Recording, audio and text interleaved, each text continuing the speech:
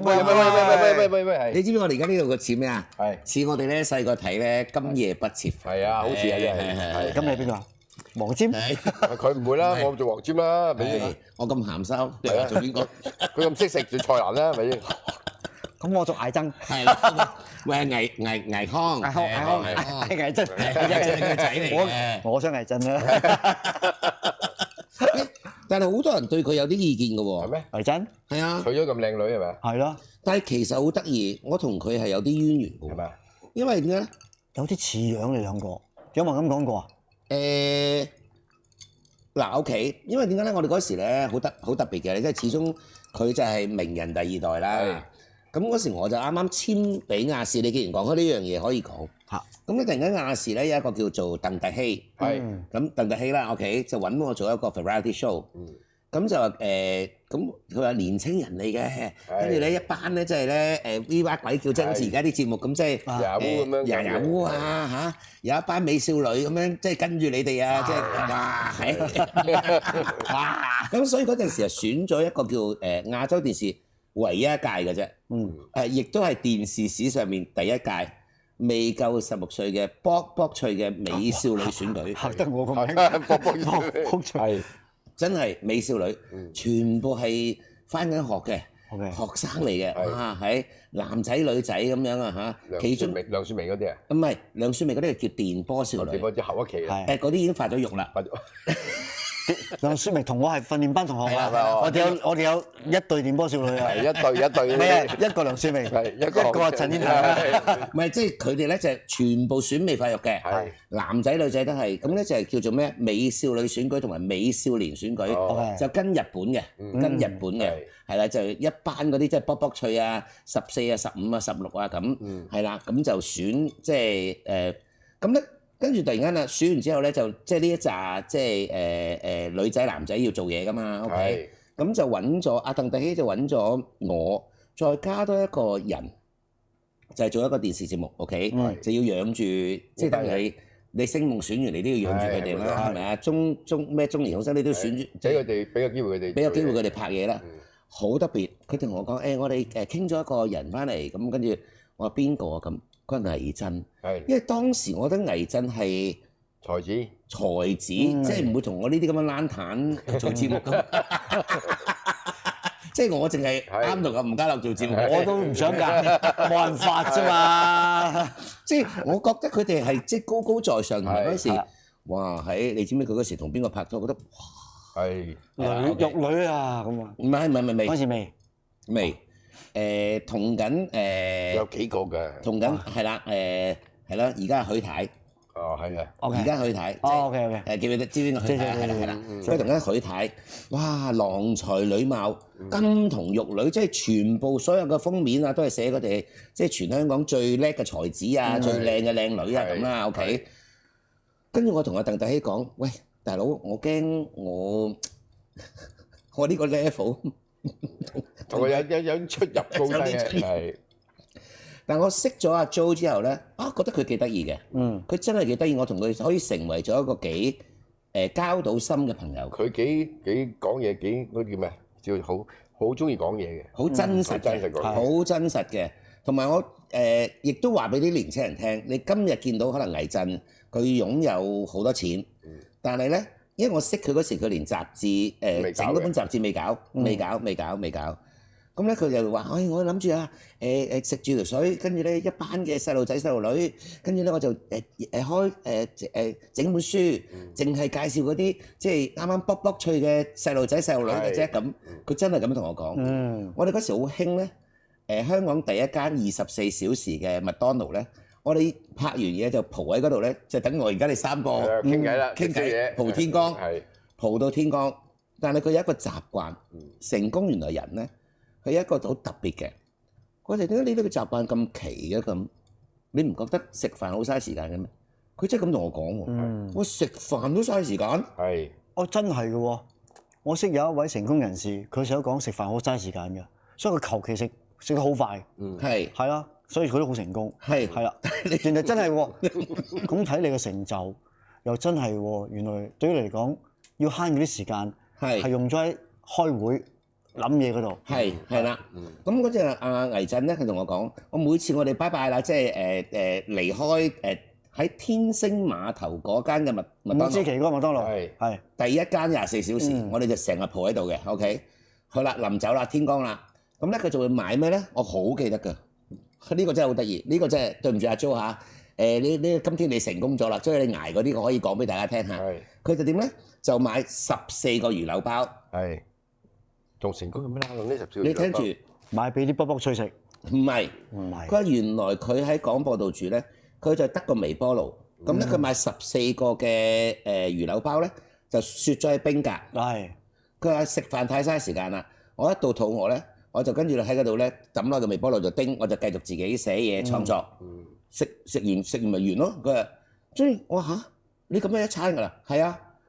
咁14個食到幾啊？食到4日㗎啦。咁跟住可能下個禮拜我哋又拍嘢，佢又再買一集咯。佢真係咁㗎。唔怕過期嘅咩？唔係冰格 OK 嘅，食4日啫嘛。4日 OK。同埋咁你都冇理由淨係食魚柳包㗎。淨係佢食商場漢堡啊、巨無霸。呢個問題唔係問題，呢個係你私人嗰個習慣啊嘛。係。你而家結咗婚會唔會係咁？即係話我哋個靚女玉女會唔會又係食魚柳包咧？即係咯，老婆又係食魚柳包。唔係幾特別嘅。後尾佢就同我都係幾熟嘅。咁佢係由細到大嗱，記住喎，嗰陣時佢已經有一個好靚嘅女朋友㗎啦嚇，好靚啊！咁我由細到大睇電視咧，我好中意呢一個女仔，好中意，好中意，好中意，好中意。咁我哋好中意，咁咪追佢咯。咁同埋你已經有女朋友都好靚啦。咁佢唔係少年夢咧，同埋真係兩樣嘢嚟嘅。呢個係即係曾經電視的幻想，同你到最後側邊嗰個係兩樣嘢嚟嘅咁。咁我今到後期啦，即係後尾佢已經飛升，跟住揸法拉利啊嗰啲咁咯。我話你而家可以去追佢噶啦，佢應該會睬你嘅咁。佢真係後尾去追。但係而家嗰個年紀去追佢，我驚我蝕咗喎，係咪先？嗰陣時少年夢仲係好靚，但係而家同我差唔多年紀㗎喎，係咪先？唔係佢嗰段時間我就話啦，咦？我話你中意嗰個應該大過你好多㗎喎。佢原來人咧，我唔知你哋細個有冇呢啲叫遐想啦。有啊，一定有。曾經望住電視機，呢個姐姐好靚喎。有。係咪有啊？有。佢咪就係咯，曾經喺電視覺得呢個姐姐好靚。即係我哋嗰陣時睇，哇！張曼玉好靚啊，林青霞好靚啊。你知唔知好笑一次？我有一次覺得一個人好靚，佢嚟港台，全世界都知係笑話嚟嘅。今日咧呢個女神嚟港台喎，哇嚇！真係好靚嘅，佢啱啱出道嗰時係靚到咧，我係覺得有冇咁靚嘅人啊咁。好啦，咁啊跑啦，哇跑出去睇，哇跟住嚟咗一睇，都係睇翻電視。有陣時好多真人咧，或者未上妝嗰啲咧就唔係好得嘅。唔係佢已經上晒妝，整晒呢個女仔咧，我話俾你聽，佢天生嘅比例咧好到知唔知？我頭以為佢，我即係就咁齋睇唱片，齋睇唱歌，齋睇所有嘢。我以為佢係5尺7寸，OK， 但係嚟到咧爭4寸，5尺3寸，如果好大天使喎。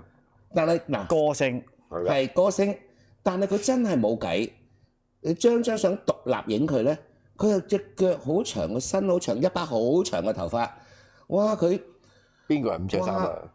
歌手迷到哇！我好少跑出去見睇一個人㗎，好少。劉美君啊？咩啊？佢嗰長頭髮唔係劉美君喎。係劉美君短頭髮㗎。係長頭髮。嗰個年代嘅都係。係。OK，諗下。5尺3咁靚。但係真係好靚。我而家淨係諗到堂妹嘅啫喎。關淑怡。唔係。唔係。再有嗱女神級喎。女神級啊？真係女神級嘅喎，到而家。即係嫁咗啦，嫁咗人啦，真係女神級俾你哋估下。你哋多唔多見到？即係原來見到真人嚇？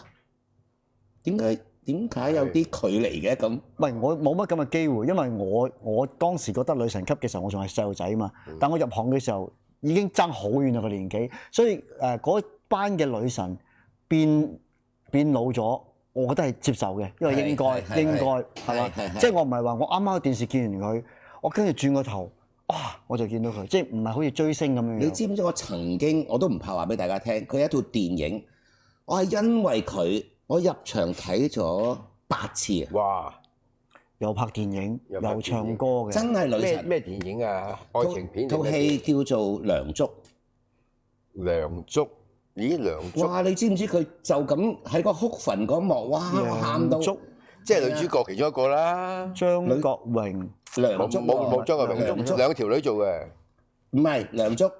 OK， 你估到一定係已經估到啦。OK， 哇！哭墳嗰場，我後尾嗱，如果大家下呢套電影啊，一定要睇翻咧。我好想揾翻服侍小姐嗰個丫鬟嗰場戲，跪低個小姐跪低求個丫鬟，個丫鬟嗰場戲做得好到，我曾經試過一次咧，公開讚一個咧專做人妹仔嘅，但係啲戲好到不得了嘅，一個阿禪嚟嘅，而家變咗阿禪，穿邊邊？唔係做柴九四奶奶，成日喺四奶奶後邊嘅，訓練班嘅喎，唔知叫咩瓊嘅，好好戲啊！嗰真係好好戲，叫咩瓊？睇翻，係啊！喂，幫我哋揾下咩瓊嗰個係啊！啊，真係好嘢，俾你諗一諗啫。好戲到咧，我想話俾你聽，係佢就算係企喺後邊啊，我想話俾你聽，企喺後邊做緊人哋丫鬟咧，啲戲都好得好緊要啊！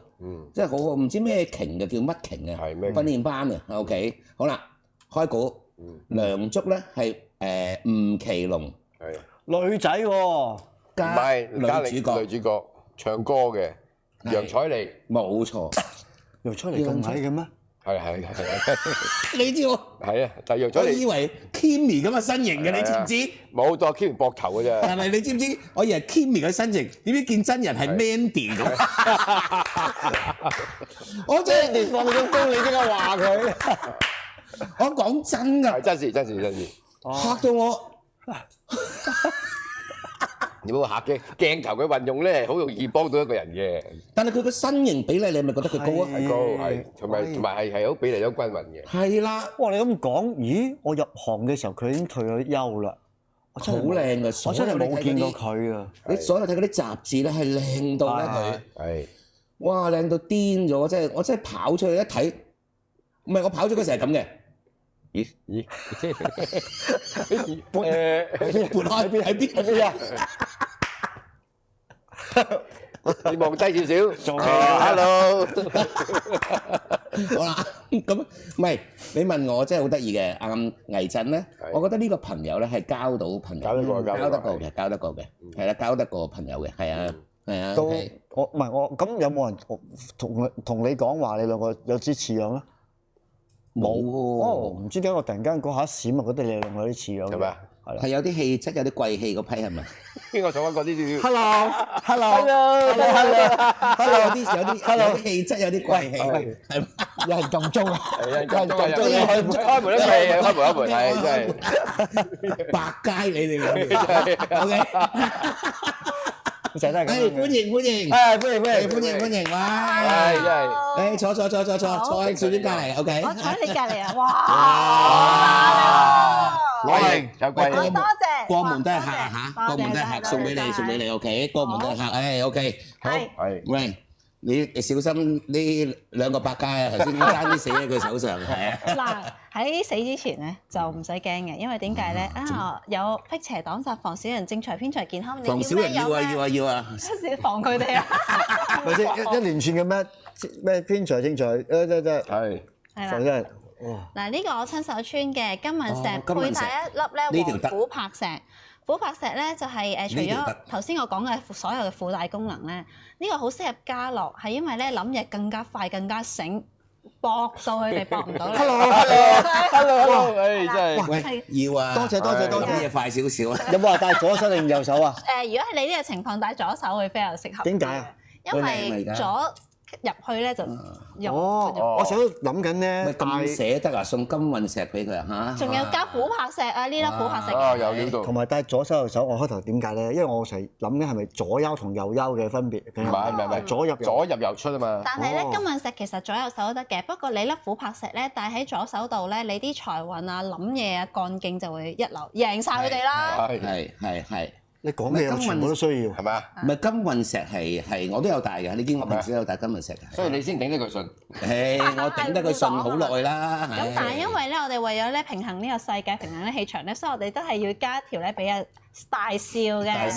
同樣都係呢個金運石底，但係呢粒琥珀石咧，你就會見到琥珀石嘅顏色就唔同咗啦。係啊，係啦。咁呢粒琥珀都係頭先嗰一辣附帶晒之外咧，呢一個仲有咧就係令到你個人靚啲咧，希望你 fit 啲，再係啦，踏實啲，係啦。即係我唔係好踏實。佢唔係啊，佢話要交和萬事興。係啊，根據你妻管嚴嘅性格咧，呢一條絕對可以幫你鎮夫過。係咪啊？哇！我係咪要戴右手啊？我要出係咪？即係係啊，即係我出啊，你入啊，明唔明啊？係啊，我係出你入啊，得唔得？即係村長嗰條咧，你嗰塊石咧係特別啲，你未 cut 好啊。係。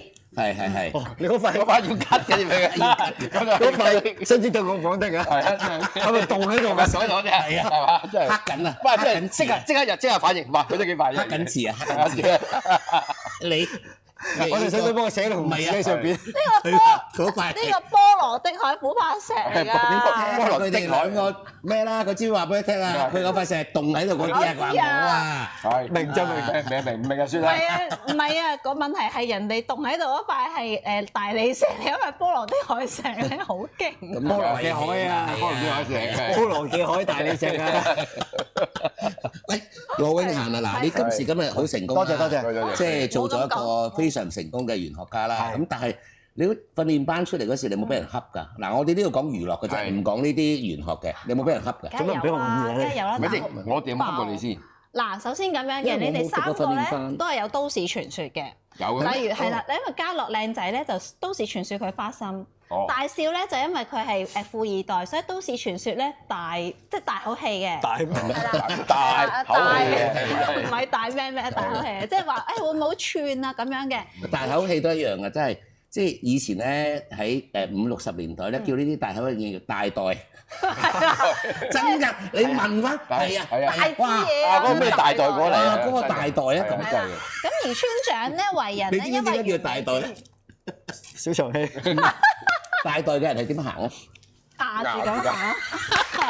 咁咪即係小長氣咯。我明啊，因為佢袋裝好多錢係咪？係啊，所以要硬啊。要啷啷響。識啲嘢喎，識嘢喎，真係估唔到呢個犀利嘢，呢都要教埋，真係。喂，呢個同香港男唔同喎，香港男就係成晚係啦。佢講埋個傳說先，仲有佢。傳說咧，村長咧，因為完美主義者，所以較為奄尖咧，所以合作上面咧就會比較咧，有啲人就會緊張啲啦。係啦，咁但係咧呢個都市傳說唔係都市傳說，係真事，係奄尖，同埋佢哋同我合作都知道。我係難搞嘅，係跟住點樣？根據我哋翻工，咁喺我哋嘅角度睇咧，咁首先咧，你哋真係戴啲眼鏡啊！家樂咧，嗱，我曾經拍過套劇，我做過你女朋友㗎。哇！有冇？我有合作過㗎，有印象啊！哇，係。嗰套劇咧，打曬車女嗰啲係絕冇嘥得拖手仔就係咩？放生咗啊！放生。咦？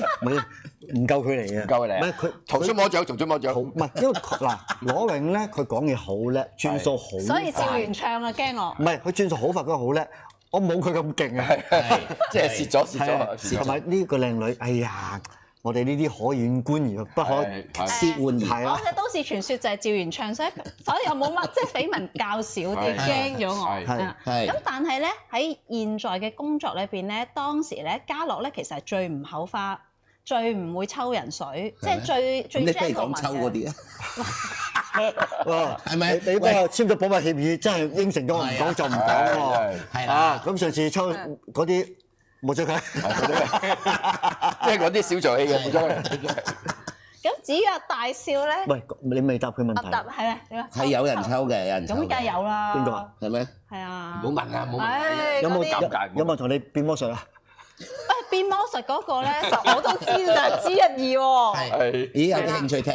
嗱，就係咧，就係唔係發生喺我身上，但係我知道咩事。點解咧？因為當時咧好大件事咧，就所有在場人士咧都有講。係咪？咁有一位前輩級嘅女藝人咧，咁我就問佢，我話真係咁，我話咁大件事咧，搞到要即係要嗰個人要走啦嚇。我話真係好誇張咩？咁因為佢哋拍緊同場戲啊，個前輩話都幾㗎。我話係咩？真係掂到摸到係唔係掂到？不過變魔術咧，咁樣變到花出嚟，咁樣又變到花出嚟，咁樣變到花出嚟，淨係變呢個位，淨係變呢個位係咁變你呢個花變出嚟，係咁人哋梗係嬲啦，咪會嘈咯，咪出事咯。佢話就算你開玩笑好，掂咯，掂到就冇事啦。就係數數，唔係佢係咩嘅？佢睇人嘅，佢睇人嘅。因為我聽女前輩講，佢有啲咧就變紙巾，有啲係變花。係，如果佢覺得你咧即係蝦得過啦，即係蝦得過咧就變紙巾。係啊，哦，係啦，你記住紙巾咧變出嚟咧，喺下邊抽出嚟嘅變。哦，慢慢真係衰仔啊！咁真係衰仔啊！真係衰仔啊！變花同埋變紙巾係兩套嚟嘅。如果花同紙巾一齊變咧，兩套魔法，得㗎真係。兩套魔法，兩套魔法。好，咁話時話，我有冇同你拍過嘢嘅？有呢個皆大歡喜古裝版，咁但係咧非常貼地，好有禮貌，一啲都唔扮嘢，仲要咧，譬如我哋一齊食飯啦，咁你知公司飯幾咁好味㗎啦，咁佢冇乜嘢嘅喎，同埋佢自己就算翻嚟公司，佢都話佢啱啱食完個雲吞麵，咁好貼地啊，完全冇扮嘢嘅，即係我哋俾行姐控制住我啫。咁我唔知你點俾我控制法啦，但係我哋拍又好開心，有傾有講，坐埋一齊冇分大細嘅，冇大細，係冇大細嘅。佢食過好嘢，咁有時食下啲唔係最大嗰個家姐度啲咁嘈啫，係咪先？真係呢樣嘢係。但係反而我同佢合作就係我冇一路都冇同佢傾偈嘅，我哋成個月都冇傾偈嘅。點解咧？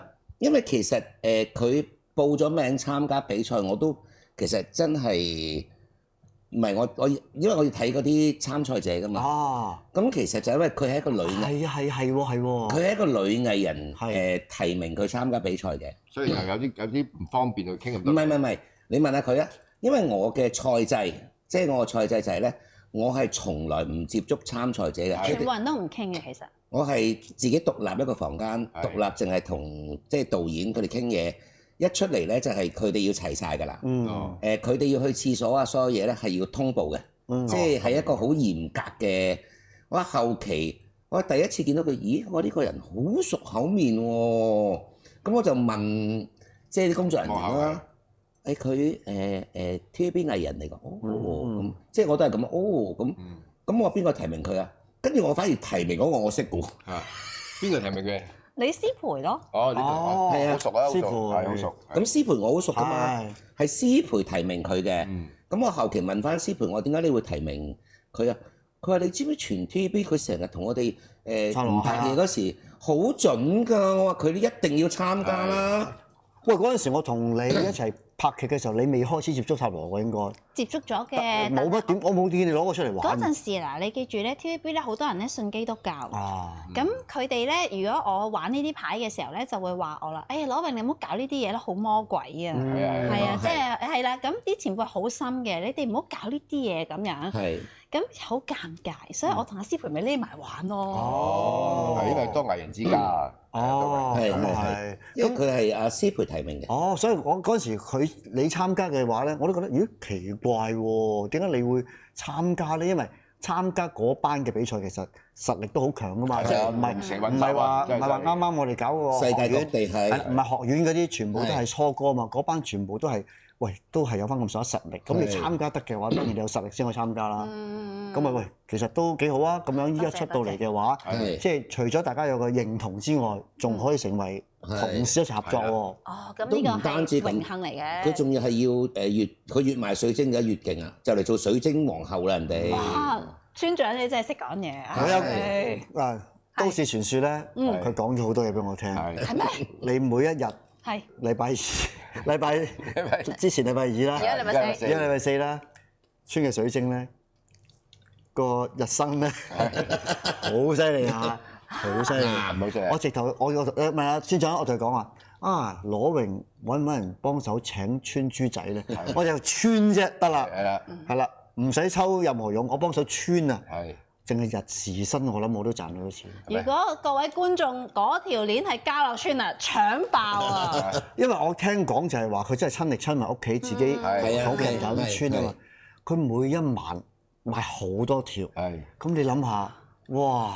你真係客氣，真係喂，咁佢阿村長唔會講係咪咧？佢自己嗰啲係大話連篇啫，唔係嗰人嗰啲唔會嘅，係嘛？唔係因為佢真係賣到啊嘛，係咯，同埋佢就好有心機嘅，佢係逐個計晒所有嘅出生年月時辰啊，爭啲乜嘢喺度逐粒穿落去嘅，咁佢呢啲辛苦錢嚟嘅，即係同埋會睇過嘅，即係你哋譬如你兩條咁樣咧，咁你兩條友，我哋兩條，係啦，你哋兩條咧咁樣咧，就係貼咗牌，咁真係對住你哋咧，好難正經，穿到嘥氣你明唔明？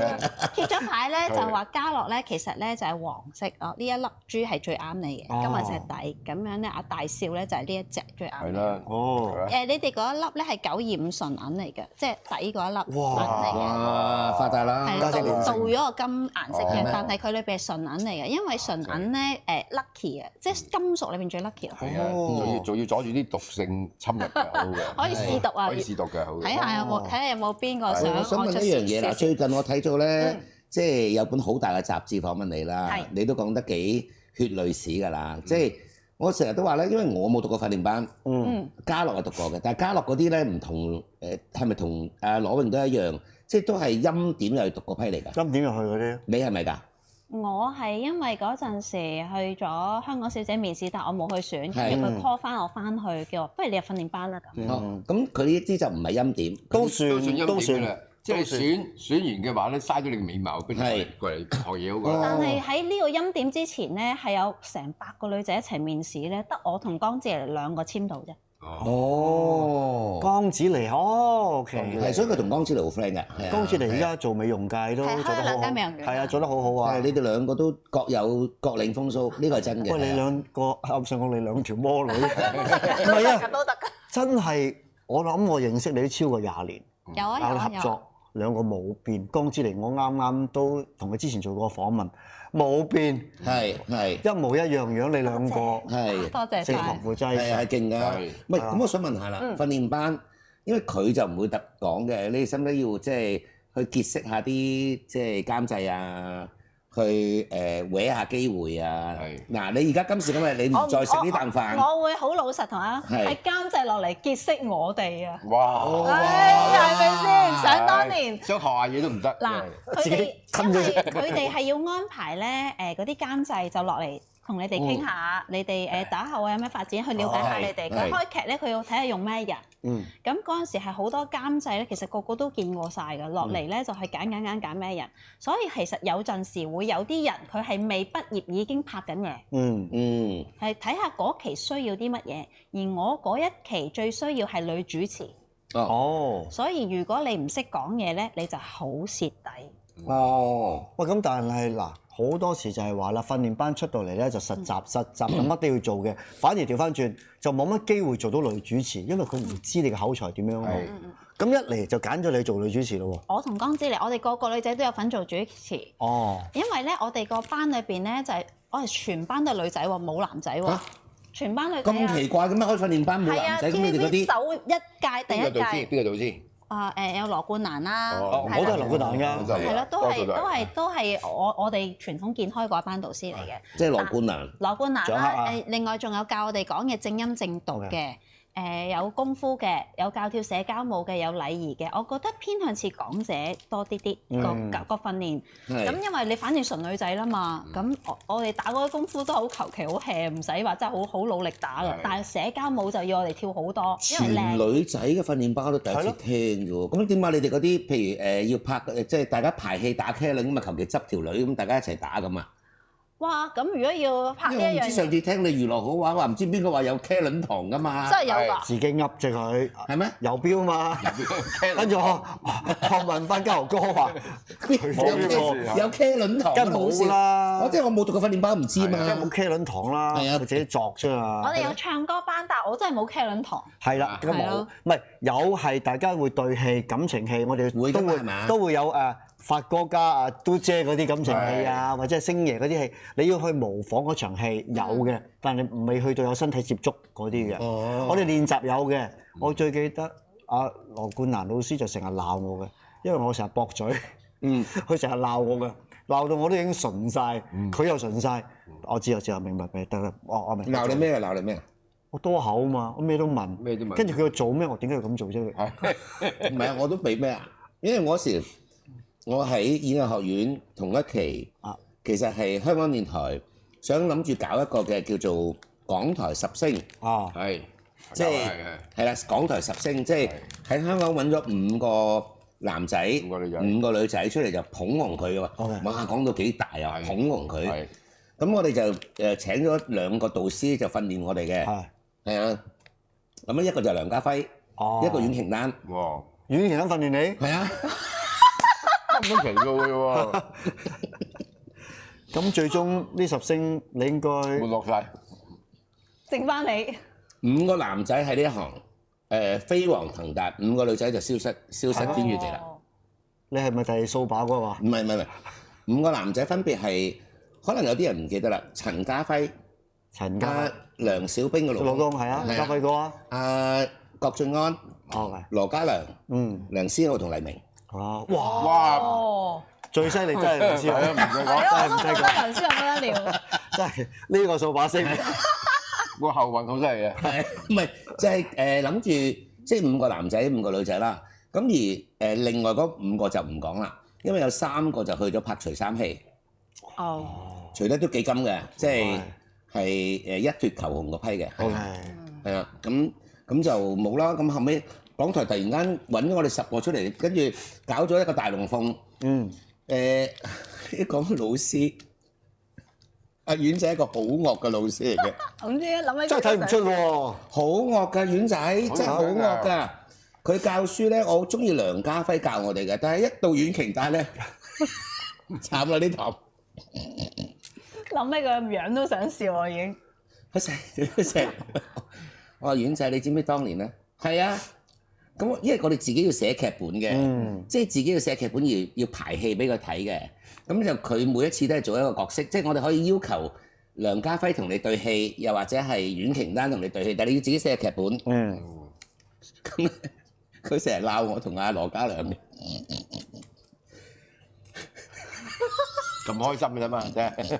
羅嘉良唔似白燕人嚟嘅喎，但係群住佢哋好難講。唔係，羅嘉良係一個好靜嘅，成日斟杯酒嘅啫。係啦，佢個白燕，唔係我就好咩嘅，咁我就通常寫嗰啲，因為嗰時考演藝學院又要自己寫劇本，跟住港台，咁我就成日寫嗰啲咧，即係可憐天下父母心嗰啲。阿媽，你場場戲都喊，你想點啊？我戲路係咁，我戲路係咁樣，冇辦法，我戲路係做悲情嘅。本身係一個搞笑嘅人，就要寫喊戲。係咯，你自己諗。好啦，跟住咧，佢同羅嘉良咧，好記得佢鬧羅嘉良。喂，對唔住啊，阿嘉良，嘉良佢就成日寫自己做的士佬，跟住咧就後邊係阿阮瓊丹，阮瓊丹係全部係對白，全部對白佢就冇對白，真係望到佢，因為好目讀嘅。去邊啊？即係後邊全部都係對白。哦，轉彎到㗎啦。佢話：你哋學戲啊，俾多少少對白自己啦。咁啊，每隻鳥獸2蚊額外收費咯。OK 喎，起碼諗到呢一樣嘢先啦。望住佢做唔到啊，唔望佢。喂，我有望啊！我做戲嗰陣，我望下後鏡。係。喂，啲 OK 喎。係啦。喂，咁嗱，如果講到過年，頭先我未曾攞榮譽入嚟之前咧，其實我呢度想諗下，喂，你玩塔羅牌玩得咁犀利啦，亦都你講到就係話有啲情況之下咧，都唔係太想將塔羅牌呢樣嘢擺出嚟同人傾，因為可能大家嘅信仰啊、諗法唔同。新正頭我就好想問呢個問題啦。新正頭會唔會有啲人都會問下你過年嘅運程嘅咧？嗱，大家一定會啦，係嘛？因為通常我哋都講啊，屬乜會點啊？我又話攞緊一場嚟到，咦？呢啲嘢我哋問唔問得啊？定係話問得？問得，乜都問得㗎。係啊，嗱當然啦大家咧普遍咧都會問生肖啊、今年啊各方面問運程啦。咁喺西方咧通常都會問星座啦，係好正常啦。咁其實個分別就係話生肖係嗰個年，你出世嗰一年，咁星座就係嗰個月份。其實如果你問運程嚟講，我哋越多你嘅 detail，我哋就越準確，因為嗰一年出世嘅人咧，其實佢係有啲咩特徵嘅。而嗰個星座嗰個月出世嘅人咧，就再加埋佢有乜嘢性格嘅特徵嘅。咁如果再攞埋你個時間，咁我對你再了解啲，就夾埋嗰個年份。其實你一年裏邊咧，即係我哋叫流年啊，或者係你所有嘅運程咧，其實都會出晒嚟，都係會知咯。嗱，羅榮，你唔係好，你望下吳家樂個樣。嗱，鄧兆尊係明嘅，佢係明啲唔明啲。問號樣。佢問號樣，嗱佢嗰啲黑人問號樣。我大咗已經聰明咗㗎啦。咩？嗱，即係等於咧，我最近同阿羅榮做電視咧，我都解釋一般人，譬如你見到麥玲玲啊，佢哋全部咧都話嗱，今年咧屬豬嘅朋友咧就點點點，屬狗嘅點點點咁。呢個咧係講緊八字裏邊嘅年份第一條柱。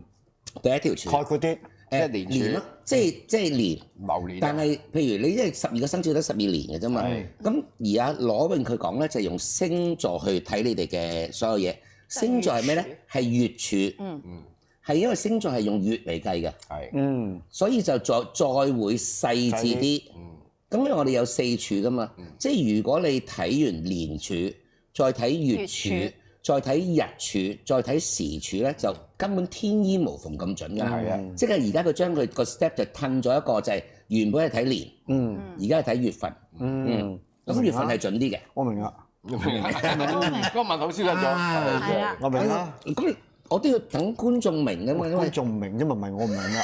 即係大家開心睇電視，有陣時又聽下自己個生肖，又聽下個星座，其實冇對沖嘅，只不過攞多啲嘅資訊㗎嘛，睇下旺乜嘢啊，着咩顏色啊，夾好咗你哋咩顏色啊，咪用咯。有冇啲概括啲嘅一啲貼士可以咁樣？即係今年2026年，嗱，首先各位就係好恭喜大家嘅2026年咧，雖然有好多嘅傳聞就會話好差，但係咧。其實經濟係好咗，不過咧失業率咧係高咗嘅。個原因係乜嘢咧？就係世界上面好多人都嚟咗香港揾食啦，即係鬼佬會翻嚟啦，印度人又多咗嚟香港啦，內地人又多嚟揾工啦，咁所以你就會覺得喂，其實經濟唔差嘅，但係咧就好似失業率高咗喎。第二啦就係你知道 AI 啦，係咪？咁所以咧就話咧，如果你係識得運用 AI，用 AI 去幫你揾錢嘅人，就唔使咁擔心啦。第二就係話，雖然其他地方嚟嘅人，如果佢取代唔到你，咁你亦都唔使擔心啦。仲有好簡單一個概念，我哋褪後一步諗，咁世界咁多人都要嚟香港。咁咪即係香港係揾到食咯，係咪啊？即係好簡單嘅概念，即係咪佢代表佢哋嘅地方係難揾食咗，所以個個嚟咗香港揾食咧？嗱，即係全球經濟，嗱，全球經濟咧，如果你話會向下滑咧，係會，但係暫時未影響到香港。但係27年就難講啦。OK，係咩？係啊 OK，我哋先講咗今年啫。今年穩陣佢，25年已經好難捱，26年。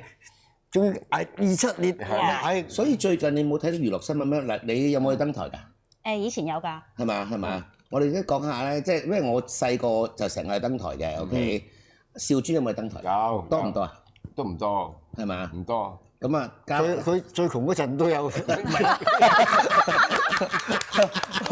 都有個私益嚟啦，即係喺度。嗰個登台嗰啲錢咧，唔出俾我都唔發覺。唔係最近咪好多人睇娛樂新聞，咪話有好多藝人啊上咗去，即係某個嘅，即係我哋叫做嗰啲叫做代理商，係代理商。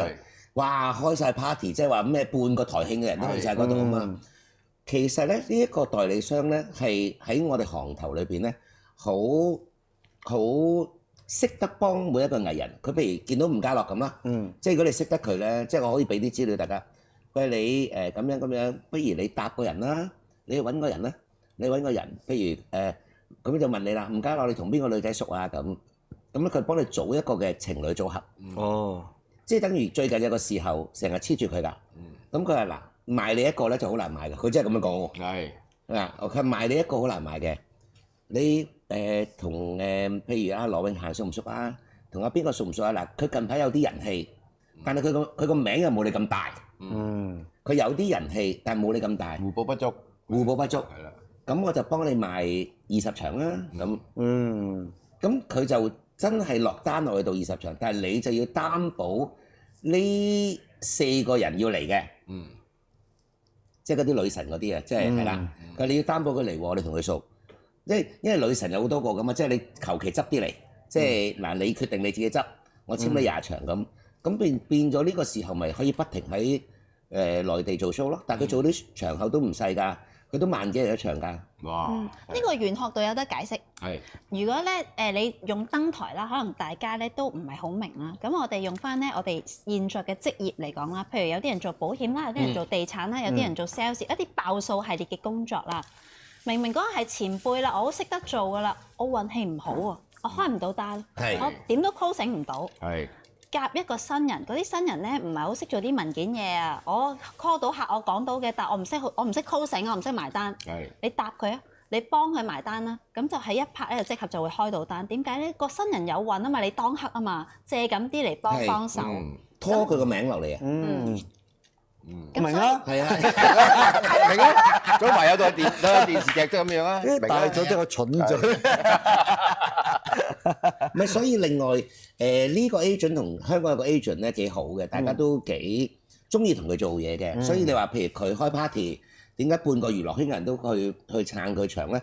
佢過往有樣嘢好好嘅呢個 agent，佢一簽你咧，佢就譬如鄧兆尊你咁樣，你個單價係幾多錢啊？嗱，佢先問你個單價，因為每個人單價都唔一樣。咁係幾多錢啊？我單價好平嘅啫，每個人單價，譬如當5萬啦，即係呢個唔係佢嘅價，即係唔當5萬咁啦。佢話咁啊，個嘢另計。係啦。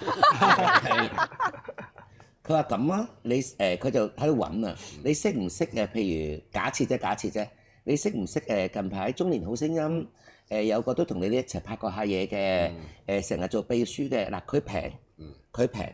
但係因為佢可以彌補咗你嘅不足，佢識得冚人啊！佢識得組合。係佢識得組合。咁佢話：如果你冚到佢咧，我照俾5萬蚊你，但係你同佢傾，你俾幾多錢佢？咁因為可能佢5000、7000就唱㗎啦。咁如果你肯咁樣咧，我簽你20場。意思係佢識得執藥喎。係執藥，係佢識得執藥，係。咁佢叻嘅。係啦，你攞人氣，佢就攞唱功。係啦。咁樣去彌補翻佢，係因為佢始終一場 show 佢要賣佢，因為佢賣佢都要佢唔可以輸噶嘛，因為佢輸咗佢當生意會冧咁啊，咁同埋有陣時好得意嘅，佢就好叻嘅呢我差啲講呢條友仔，呢個老闆，呢個老闆而家係老闆啊，即係個老闆同佢好熟啦，咁係啦，咁都未同我哋搭到個劑藥出嚟，係啦，咁都未搭咗咯，咪講咗咯，係咩？嚇？好多計嘅，唉，好多嘢嘅。唔係，因為我諗可能始終我喺行內啦，OK，呢啲係少數人會講俾你聽嘅秘密，OK，我唔介意，因為始終過咗咁多年啦，錢話埋俾你聽都得。算係老友啊，算老友啫。係錢幾多錢都得。有一段時間我同阮瓊丹咧有個電視節目好受歡迎，係受歡迎到係點咧？係叫我愛打一番啊！而家成為都市傳說，又都市傳說。因為知唔知點解咧？因為而家啲人上網，譬如去嗰啲 MyTV Super 啊或者咩咁咧，係揾唔到呢個節目嘅。係揾唔到。咁有好多人話係都市傳說嚟嘅呢個節目 ，OK？好，咁佢啲年紀未睇過嘅。唔係，可能係咪因為佢要重新再 upload 翻上去先有？唔係，冇擺上去嘅，冇擺上去。係咯，冇擺到咯。歷年來 TVB 係得2個節目冇擺上去嗰個寶藏嗰度啫。係。咁就係我同阿丸仔就係其中一個。係。咁所以最近喺內地有一個人係抄咗條片，佢終於打破咗我愛打一番嘅都市傳說啦。出現過啦，真係。佢話原來係真有呢個節目嘅喎，係原來係阮瓊丹梁師傅做嘅喎。當年仲破咗幾多收視喎。但係個節目點解 TVB 唔上得架？即係佢唔上得架咧？當年佢係第一個嘅電視節目咧，係買日本片啊。而我哋係包裝嘅日本片咧，我哋自己喺度古靈精怪咁包，但係好好睇嘅。OK， 好啦。咁咧嗰時咧就係有個 agent 啦，就同我同阿阮瓊丹講，佢話你哋兩個咁講得，佢話你哋知唔知而家有條路水，有條路，即係阿阮仔，喂發達啦，你即係阮仔，發達啦，好中意阮仔，發達啦，我哋今鋪，我話咩事啊？咁佢就介紹佢呢個 agent，喂，佢話而家有條水係叫做小丸子加超人迪迦，你做超人迪迦？唔係，咁你知唔知有段時間全香港嘅商場就係做小丸子嗶哩吧啦，咁你超人迪迦銀河唯一的秘密，但係你記住喎，佢哋嗰紮公仔係唔識講嘢嘅喎，咁佢哋要揾個好多嘢講嘅人咧，去即係介紹佢哋啊。即係因為商場 show 嘛，咁你嗰啲出嚟唔出聲噶嘛，你幫佢聲演，聲演啊，即係要聲演啊，即係要同佢哋聲音演出啦，聲音演出咁。超人哋加佢把聲都幾好睇嘅啫。係啦 OK， 有冇粗口㗎？但係其實會唔會係阮瓊丹係超人哋家佢識小丸子啊？呢個又係一個好嘅。好啦 ，OK， 嗰段時間咧，因為呢兩個嘅卡通好受歡迎，呢間公司咧就做咗一個系列嗰啲公仔。咁佢要賣俾商場啊嘛，咁但係因為佢哋講唔到嘢，佢就揾兩個好多嘢講嘅人。咁你知我同阮瓊丹咧係可以講好耐都得嘅，係停唔到嘅，可以停唔到嘅，好犀利嘅。唔知點解，係我哋兩個拼埋可以，係講一日一夜都唔停。好啦，咁啊點咧？佢就好得意，佢就話我哋問咗 TVB 㗎啦，你哋而家個價位咧，嗱講緊係小丸子個年代，你哋應該15,000蚊一個鐘商場嘅價錢，15,000蚊。咁我哋坐出嚟傾啦。佢話我而家你簽你100場，我俾晒100場錢你。哇！嗰啲百幾萬喎，而家。哇！嗰個年份 OK 啊，好金點啊，唔係好金點。我簽你哋每人100場，每人，但係你唔可以收我15,000蚊，你哋只可以收我1萬蚊。因為佢要食差價。因為你簽嘅場數多。因為場數多，佢就係點咧？佢就係要計條數啦，就係我簽你要平俾我，但係我俾好多你做，總言之好多。OK， 你估下我同阮瓊丹簽嗰呢張約100場喺商場度，我哋兩個人嗱，佢可以咁嘅，俾嗰啲商場選擇，你可以孖寶，即係你可以呢個商場你要梁思浩加阮瓊丹加小丸子加超人迪加都得，但係唔係好貴喎。你可以單獨要阮瓊丹加超人迪加又得，你可以單獨要梁思浩加小丸子又得，係任你唔同價錢，最先唔可以超人迪加小丸子，兩個都講唔到嘢。唔係，佢一定係要我哋諗噶嘛。OK， 好啦，你估下我哋兩個100場幾時做完？嗱，佢簽嗰張約係2年內要清晒呢100場。如果嗱，我哋個合約係咁嘅，以前做商場 show。2年，如果你冇俾100場我做，個期限過咗，我收咗佢，袋咗落袋啦。你估下，我同丸仔可以幾耐做得晒？3個月。咁啊唔得啊！唔得，佢有份正職㗎嘛，仲翻工㗎嘛，邊有咁多時間？我當你一個禮拜淨係做 weekend，因為你有2場啦。做 weekend 係啦，早午晚我當你一個禮拜當你6場，嗱當你禮拜6日係有6場，仲要分早午晚啊？我劇盡啲啊嘛！聰明咗喎，真係聰明。真係好醒咗，我都覺得。早午晚6、3、18場。佢再計再啊。6一個月6、4、24場。係。半年啦。4個月得啦。4個月。半年。真係3個月做晒。通靈之王唔係流。佢真係好嘢。我對晒你個抽。好似你個抽好啲喎。我哋真係3個月做晒。真係一個咁即係話一個禮拜9場啦。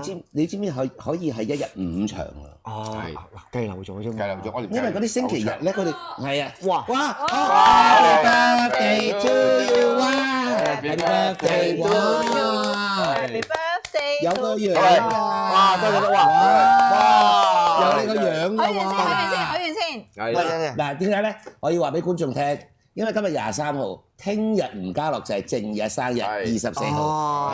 哇！多謝。喂，點解有個咁可愛嘅？有你個樣嘅耶！係難得你嚇玩人生啊！你記住唔停啊！呢張相係你訓練班嗰度攞出嚟。係啊，阿 Sir 早晨。阿 Sir 早晨。好得意。好青葱喎呢個樣。喂，多謝晒咁多位啊！多謝咁多位網民啊！祝大家亦都係身體健康。叫佢俾啲課金贊助你嘅，贊助下蛋糕啊、茶水都要錢。係許個願先係嘛？係。好，許個願。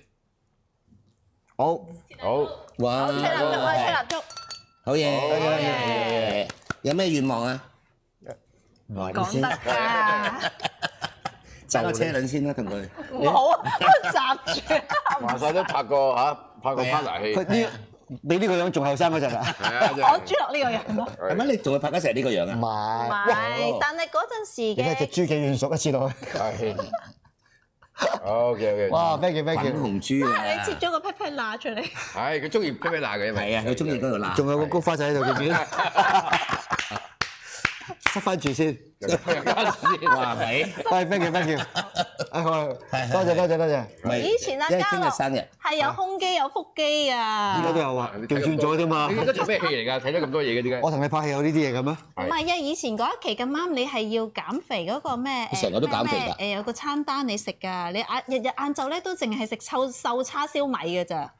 而家好好啦，係咪啊？好再減得癲嗰陣係要食烚雞啦，烚西蘭花啦，就嗰啲咯。咁呢樣嘢佢幾叻嘅，佢係幾叻嘅。我啱啱嗰時同佢做唔知咩節目，佢成日着件風褸去跑步咧。係焗汗咩？係咩？我焗汗啊！係故意露體咁樣，睇我又練到咁樣啊！哦，咁㗎。但係我本身人咧，即係認識我都知啊，我係好為食，但你都知啦，我係食好多嘢，所以如果我唔係做娛樂圈咧，我必定係一個肥仔，一定，因為我睇你細個咪肥仔嚟㗎，係咩？我入行之前有肥仔，我最重嗰陣都160幾磅㗎，即係我個身高唔算高。18歲嗰陣時喎，160幾磅㗎。18歲係咩？你知嗰時係肥仔嚟㗎？即係叫小肥，即係有啲脹脹地。係啊，啲人叫我大籮柚㗎。係啊。係咩？係，因為乜籮柚咁大嘅。再 TV 見翻佢，咦？點解瘦咗咁多啊？咁樣。咪入行都開始瘦，但係當然係一段時間就慢慢 keep 多啲啦。但係我其實我如果唔係特別要好似你講嗰啲咧，要除衫啊，要露肌肉嗰啲情況咧，我係照食嘅。但係我有運動啦，我唔會話逼自己哇 keep 到好似健身教練咁樣啊，太辛苦啦。但係你又拍過電影㗎嘛？阿邵尊都拍過電影㗎嘛？阿羅賓有冇拍過電影啊？有啊。但係你知唔知拍電影咧？我係覺得我寧願拍電視，我唔係好拍電影。何解咧？可能我點講咧？可能我拍電影有2次嗰個經驗唔好啊，即係因為成組人啦，即係呢個你知男仔女仔始終即係我哋都係工作啫，係咪？即係係咩？即係始終都係工作啫。咁但係有段時間，因為我去拍嗰啲係比較即係情色啲㗎啦，咁就我就成日好怕側跟嗰啲嘅導演又好啦，咩人都好啦，是但啦，即係唔好，因為大家 check 就知啦。舐佢，捏佢爆佢，我覺得好，因為唔收音啊嘛，係啊。我覺得好盡啊！佢哋講好冇用，係你哋嗰個感覺好差，即係我已經揸緊啦，大力啲，啲手指冚入去。佢都咁做，係。我覺得好冇用。你俾人食咗豆腐嘅 feel 係你俾人食咗豆腐。啜佢，喂，真係咁嘅。我真係其實好難受嘅感覺，好難受。明明懶係有感覺有性，想俾啲氣佢啦，你都要。你鏡頭嘅外邊係呢啲聲音，但係鏡頭裏邊咧係哇情意綿綿啊，但後邊啲聲係捏佢啦，捏爆佢啦。其實係唔舒服嘅，個感覺好差，真係好差。跟住有一次，我終於拍完嗰套，我就真係同所有電影公司講啦，我話唔好意思咁多位，我仲跟住俾個猛人鬧啦，我話唔好意思咁多位，我拍埋呢套，我唔拍3級啦咁。跟住我真係捏爆咗佢，我有埋賠啊！醒咗，真係醒咗。係真係醒咗。因為我俾一個女人嚇親，係嘛？佢做咩？佢調翻轉叫你舐佢啊！唔好停！捏大力啲啦，衰仔咁啊！唔係，哇！你冇食飯啊？點都唔食。定係又要撥開啲烏蠅先？你仲記得個古仔喎？記得。唔係，你知唔知我話俾你聽？我係俾佢嚇親係咩咧？即係我哋其實係真係演員嚟嘅啫，真係演員嚟嘅啫。導演叫你做乜，咪做乜咯，係咪？我去到淺水灣，咁喺淺水灣上面嗰度有度露天係食飯嘅餐廳。我去到咁啊電影公司送到我去現場啦。我喺度現場，我話我問嗰個製片，我陣間咪同佢拍下咁？係啊，我話佢喺度做緊乜啊？餵緊雀。好啦，我想講個女藝人係坐喺即係露天嗰度係曬緊，就即係帶住個即係比較 sexy 啲嘅即係 bar top， 下邊有一塊布冚住個下邊。係，我見到有個男人喺度中咗個頭入去，中咗頭入去喺度，係幫佢化妝。發翻有啲顏色，似翻少少，係遮咗光嘅嘢。跟住我話我一陣間咪同佢。咁原因你咪周身都係粉咯。好啦，條脷好多粉。我跟住我俾嗰個女人嚇親。係。佢個劇情就係講咧，佢將嗰個嘅所有即係呢間餐廳裏邊嘅 menu 就係寫喺嗰個胸部度嘅。係。佢要我篤嗰個字。揀嘢食，揀嘢食。豉椒雞翼、豉椒雞翼、生炒排骨。跟住我每次都篤唔中喎。佢篤我呢度啊嘛。我唔係叫意思篤你個度。我真係俾佢嚇親，我真係俾佢嚇親。我跟住嗰次之後，我就同佢哋講啦，我話我唔再接3級，我就俾一個電影圈嘅猛人同我講，佢梁思浩，你唔拍3級，冇電影拍嘅。咁我點解啊？但係呢個真係原來你知唔知電影有電影浮㗎？係。你知唔知電影浮㗎？即係個浮嘅意思，即係我哋譬如而家賣出海外係嘛？譬如每一種唔同類嘅電影有自己嘅浮嘅，即係譬如3秒有3秒。係，同埋有特定嘅演員。係啊。咁佢話梁思浩，你好難開創咗全個即係東南亞海外咧3級片，我中意睇梁思浩嘅。係。哦。咁所以啲人係買，即係如果你拍，就算你嚟客串5日，佢都買。係。